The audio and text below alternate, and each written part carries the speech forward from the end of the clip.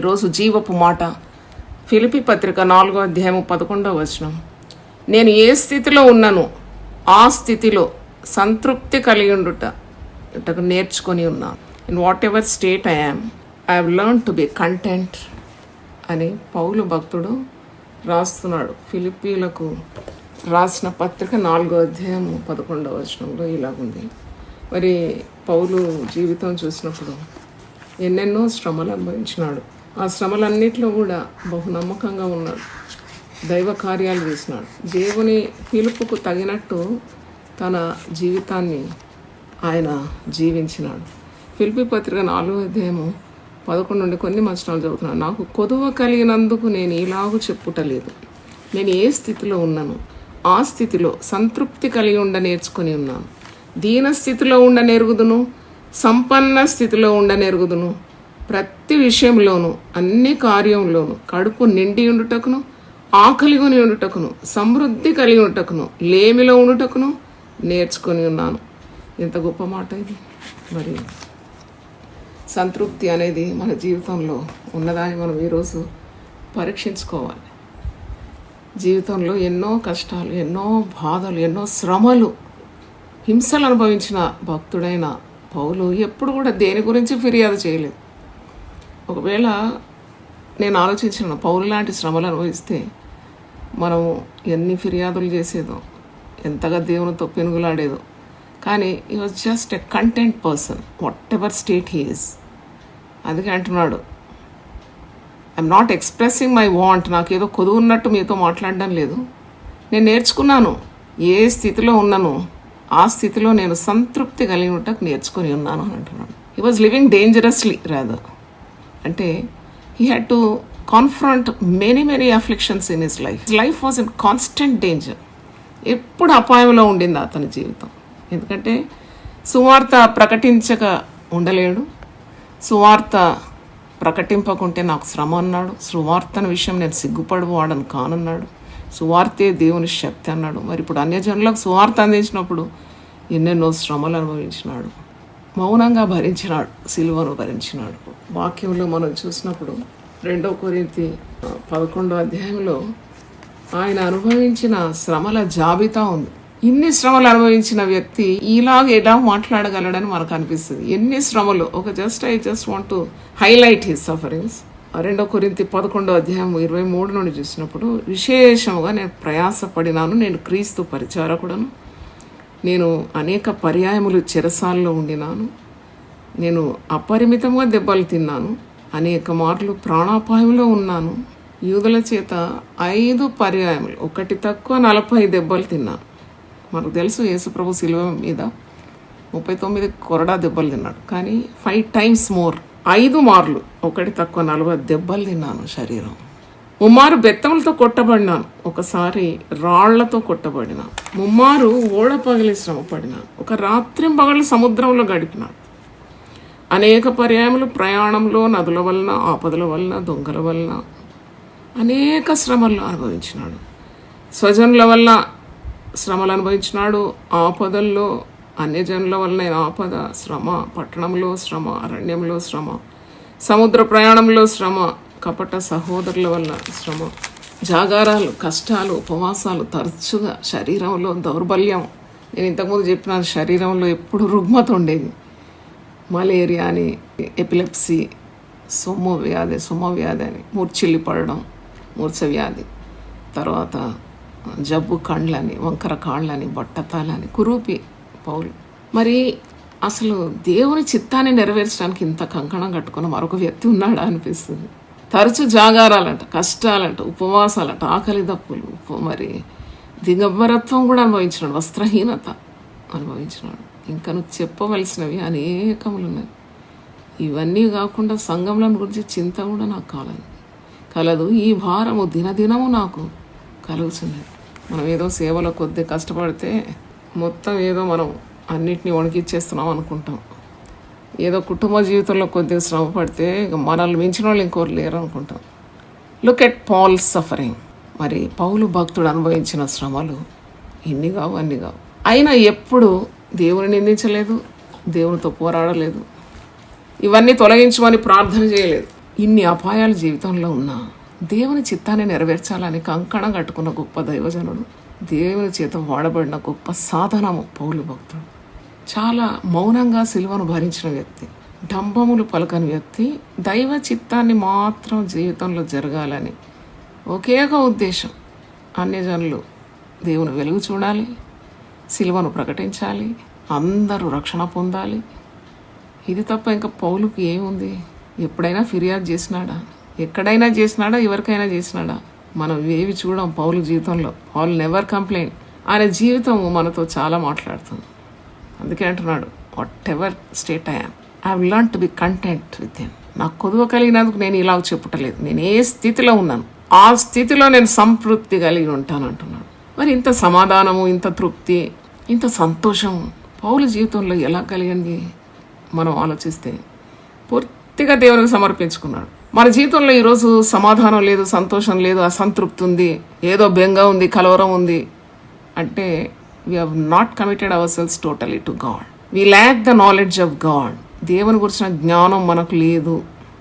మనం సంపూర్ణంగా దేవుని చిత్తానికి సమర్పించుకోలేదని అర్థం. ఒక వ్యక్తిని చూడగానే మనకు తెలుస్తుంది వారి ఆత్మీయ స్థితి ఎలాగుందని. వారి నోరు తెరవగానే మనం కనిపెడతాం వీళ్ళ ఆత్మీయ స్థితి ఎంత ఉందని. కష్టాల్లో ఒక విశ్వాసి ఎలా ప్రవర్తిస్తాడో అసలైన భక్తి అప్పుడే తేలుతుంది. అన్నీ బాగున్నప్పుడు పాటలు పాడడం, గంతులేయడం, గట్టిగా అరవడం ఇవన్నీ అందరికీ సాధ్యమే. కానీ ఎప్పుడైతే శ్రమల గుండా మనం వెళ్తున్నామో, ఎప్పుడైతే అనిశ్చితమైన కార్యాలు మన జీవితంలో జరుగుతుందో, ఎప్పుడైతే శ్రమల పాలవుతామో అప్పుడు తెలుస్తుంది అన్నమాట. బంగారాన్ని అందుకే గీసి చూస్తారంట. అంటే అసలైన బంగారం బయటపడుతుంది. శ్రమలకు తట్టుకున్న వ్యక్తి, మరి దేవుని చిత్తాన్ని వెతికే వ్యక్తి, అన్ని విషయాల్లో తృప్తి కలిగి ఉండిన వ్యక్తి, దేని గురించి కూడా ఫిర్యాదు చేయకుండా అన్ని మేలుకే జరుగుతుంది. నేను దేవుని బిడ్డను. God has a definite plan for my life. Nothing beyond his plan will get in to my life. నా జీవితంలో దేవుని చిత్తానికి విరుద్ధంగా ఏది జరగదనే విశ్వాసం కలిగిన వ్యక్తి ఎప్పుడు కూడా కదలడు, ఎప్పుడు కూడా స్థిరంగా ఉంటాడు విశ్వాసంలో. తొణకడు, బెణకడు. ఈరోజు కొద్ది విశ్వాసం, రేపు గొప్ప విశ్వాసం, ఇంకా గొప్ప విశ్వాసం, తర్వాత వెంటనే విశ్వాసం 0 లెవెల్కి వచ్చిందన్నట్టు ఉండదు. గొప్ప భక్తులు అన్ని పరిస్థితుల్లో ఏకరీతిగా ఉంటారు. ఎందుకంటే వారు సంపూర్ణంగా వారి జీవితాలు దేవునికి అప్పగించుకుంటారు. The more you submit yourself to God, the more power you experience in your life. ఎంతగా దేవుని చిత్తానికి నువ్వు సమర్పించుకుంటావో నీకే ఫిర్యాదు ఉండదు. ఇక దేవుని చిత్తం నీ జీవితంలో జరగాలనే కోరిక తప్ప ఇంకొకటి ఉండదు. కనుక అలాగూ సంతృప్తి కలిగిన జీవితాన్ని ఇక్కడ మనం చూస్తున్నాం. దెబ్బలు, హింసలు, వస్త్రహీనత, ఆకలి దప్పులు, ఉపద్రవములు, జాగారములు, కపట సహోదరుల వల్ల బాధలు, సంఘముల గురించిన భారము, ఇవన్నీ భరిస్తూ కూడా నాకు కలిగినవన్నీ అది దేవుని చిత్తం ద్వారానే జరిగింది ఇవన్నీ అని చెప్పి ఏ స్థితిలోనైనా నేను తృప్తి కలిగి ఉంటానని అంటున్నాడు. నిజమైన సంతృప్తి మన జీవితాల్లో సమాధానం తీసుకొస్తుంది. ఒక వ్యక్తికి నెమ్మది లేదు, సమాధానం లేదు, తృప్తి లేదంటేనే మనకు అర్థమైపోతుంది. Spiritual level is very low.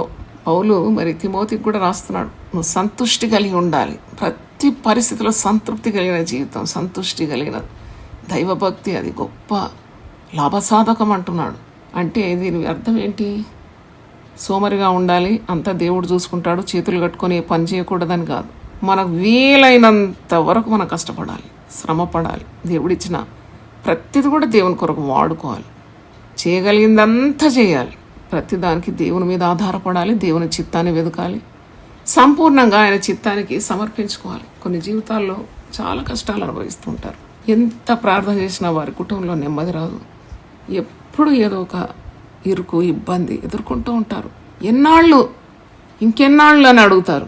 అలాగ అడిగాడా పౌలు? అడిగాడా? అలాగ ఎప్పుడు అడగలేదు. ఏ పరిస్థితి అయినా నేను సంతృప్తిగా ఉండడం నేర్చుకున్నాను అని అంటున్నాడు. అందుకే రోమీలకు రాసిన పత్రిక 8:28 దేవుని చేత ప్రేమింపబడిన వారు, దేవుని చేత పిలువబడిన వారు, ఆయన సంకల్పము చొప్పున పిలువబడిన వారికి సమస్తము మేలు కొరకే సమకూడి జరుగుతుందని చక్కని మరి వాగ్దానాన్ని అక్కడ మనం చూస్తున్నాం. ఈరోజు దేవుని చిత్తానికి సంపూర్ణంగా మనం సమర్పించుకొని పరిపూర్ణమైన విధేయత చూపుతూ పరిశుద్ధాత్మ శక్తిని మనం కోరుతూ ముందుకు అడుగులు వేసుకుంటూ వెళ్ళాలి. మన గుండెలో వ్యసనం కానీ, దుఃఖం కానీ, ఆలోచనలు కానీ ఎన్నాళ్ళని, ఎందుకు ఇంత భారమని, ఎప్పుడని, నా పరిస్థితి ఎప్పుడు మారుతుందని కొందరు ఊరికి ఇలాగే ముఖము వికారం చేసుకొని ప్రశ్నలు అడుగుతూ ఉంటారు. అటు వారిని విశ్వాసులను పిలవడానికి నాకైతే ఇష్టం ఉండదు. విశ్వాసులు అంటే విశ్వాసంతో బ్రతకాలి. నీతిమంతుడు విశ్వాసం మూలాన బ్రతుకుతున్నాడు. ఏ ప్రశ్నలు అడగాడు, వాని చేతనంత మట్టుకు శ్రమ పడతాడు. దేవుడు ఉన్నాడని, దేవుడు తగిన ఫలం ఇస్తాడని, దేవుడు చూసుకుంటాడని, దేవుని చిత్తమే తన జీవితంలో జరుగుతుందని, దేవుని చిత్తానికి విరుద్ధంగా ఏమీ జరగడం లేదని గొప్ప విశ్వాసం కలిగిన వాడే విశ్వాసి. లేకుంటే వాడు అవిశ్వాసి. నిజమైన సంతృప్తి సమాధానానికి మూలమని మర్చిపోకూడదు. పౌలు అన్ని పరిస్థితుల్లోనూ సంతృప్తి కలిగి ఉండటమే తాను అనుభవిస్తున్న ఈ గొప్ప సమాధానానికి మూలమని వివరిస్తున్నాడు. సంపన్న స్థితిలో, లేమిలో, ఆకలిలో, సమృద్ధిలో, అన్ని పరిస్థితుల్లో సంతృప్తి కలిగి ఉంటాం. అలా కలిగి ఉండడమే నేను ఎరుగుచున్నానని సాక్ష్యం ఇస్తున్నాడు. మనం గమనిస్తున్నాం కదా, పౌలు అన్ని విషయంలో సంతృప్తి కలిగి ఉండి అలాగ అలవాటు చేసుకున్నాడు అనమాట. ఏ పరిస్థితి అయినా నేను అన్నిట్లో సర్వసమృద్ధి కలిగి ఉన్నట్టుగా నేను తృప్తి పొందుతున్నాడు అంటున్నాడు. ఒకవేళ ఏమి అనుభవించినా he's feeling as if he's full of everything. అన్ని విషయంలో నేను సర్వసమృద్ధి కలిగి ఉన్నట్టుగానే తృప్తి పొందుతున్నాడు అనమాట. అంటే సంతృప్తి అనేది ఎక్కడ లభిస్తుంది, ఎవరికి లభిస్తుంది అని ఆలోచిస్తే సంతృప్తి అనేది విస్తారంగా సమకూర్చుకున్నట్టులో లభించదు. కానీ కొద్దిగా ఉన్నా ఆ కొద్ది చాలు అని తలంచడం లభిస్తుంది. ఇప్పుడు కొంతమందికి అది కావాలి, ఇది కావాలి, ఇంకా కావాలి, ఎక్కువ కూర్చుకోవాలి, పేరు కావాలి, కీర్తి కావాలి, అందరు నన్ను శభాష్ అనాలి, అందరి మెప్పు పొందాలి, మన్ననలు పొందాలి, అది చేయాలి, ఇది చేయాలి. నేను భగత్ సింగ్ గారి జీవిత చరిత్ర చదువుతున్నాను. ఎక్కడ కూడా తాను ప్రదర్శించుకోలేదు. నిన్న ఒక పటం చూసినప్పుడు నాకు ఒళ్ళంతా ఇట్లా గూస్ బంప్స్ వచ్చేసింది. ఒక ప్రసంగం అందించడానికి వెళుతున్నాడు, ఆడియన్స్ మధ్యలో నడుస్తూ ఆ నడకలో ఎంత ఆ దైవభక్తి ఉట్టుడి పడుతుంది. బైబిల్ పట్టుకొని ఇలా నడుస్తూ వెళ్ళగానే ఆ పులిపిట్ మీద మోకరిస్తున్నాడు.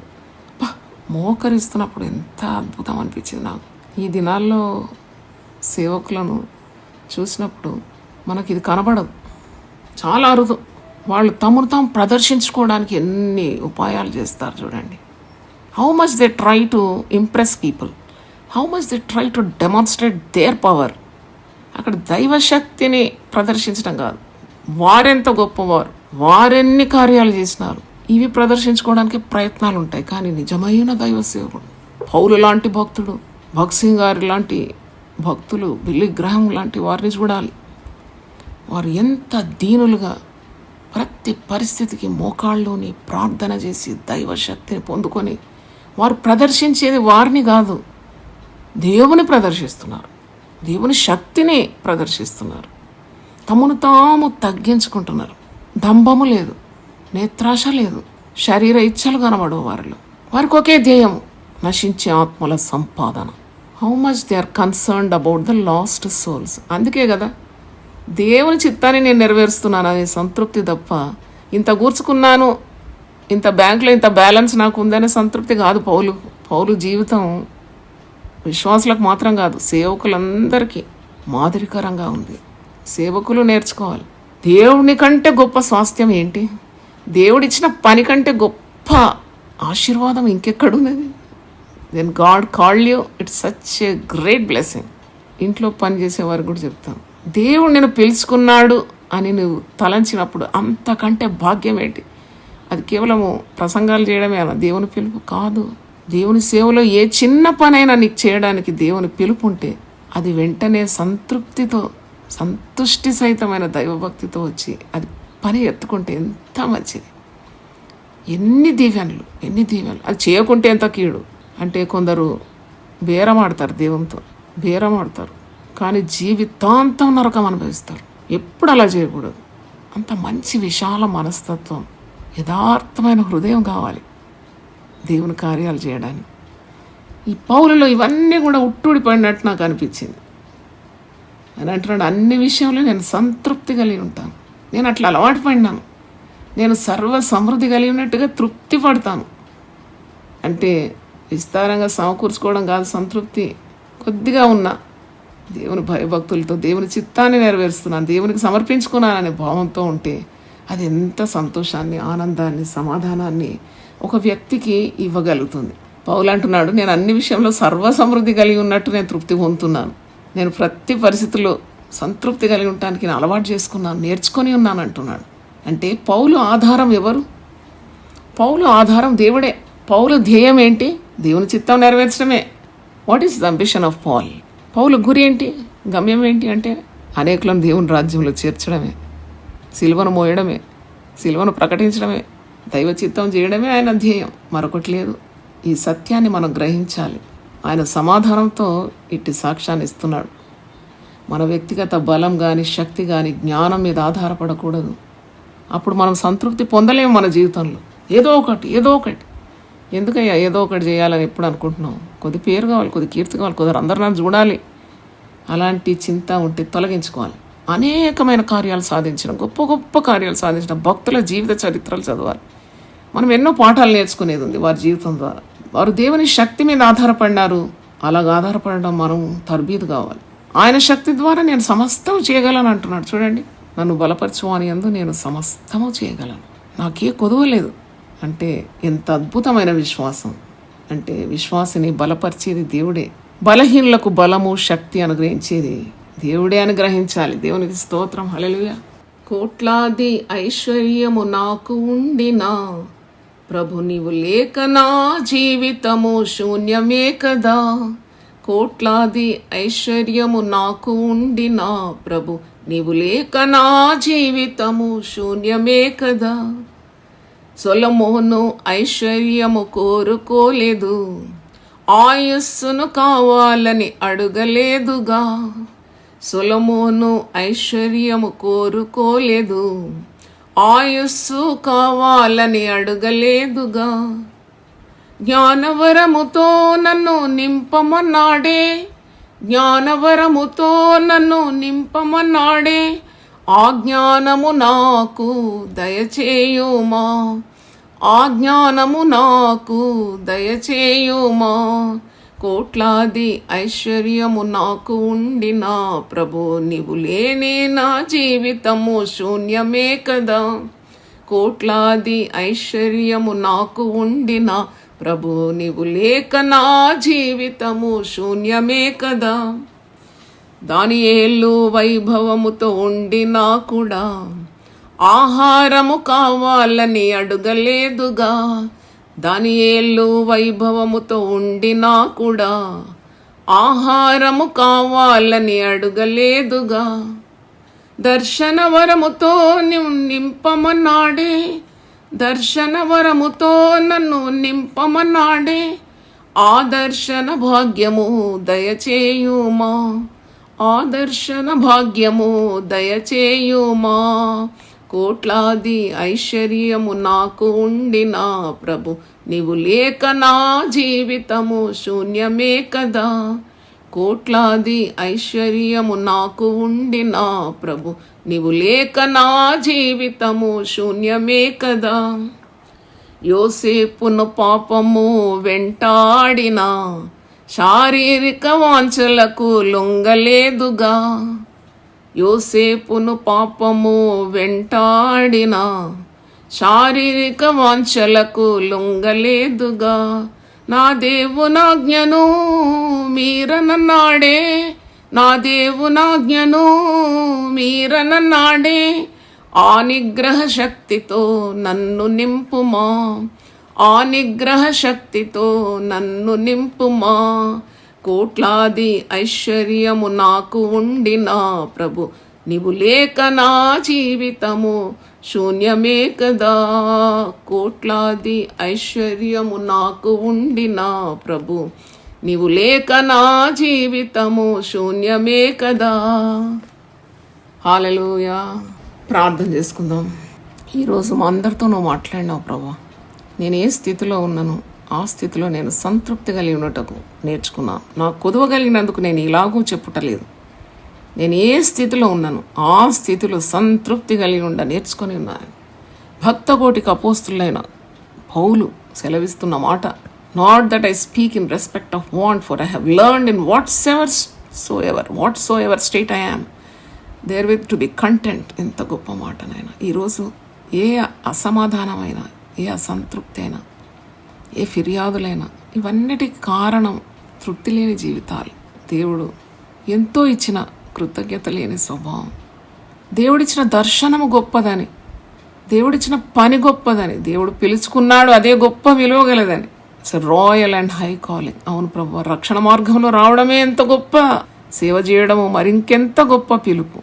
ఇవన్నీ లక్ష్య పెట్టకుండా తుచ్చమైన అభిలాషలకు తల ఒగ్గి దేవుని పిలుపుకు వైదొలగి అయినా ఈ జీవితంలో కనబడే మిరుమిట్లు గలిపే లోకానికి, లోకాశలకు బానిసలైపోయి ఎంత శిక్షారులు అయిపోతారు. నేను దేవుని కలిగి ఉండడం ఎంత ధన్యత. ఇంకేం కావాలి ప్రభు?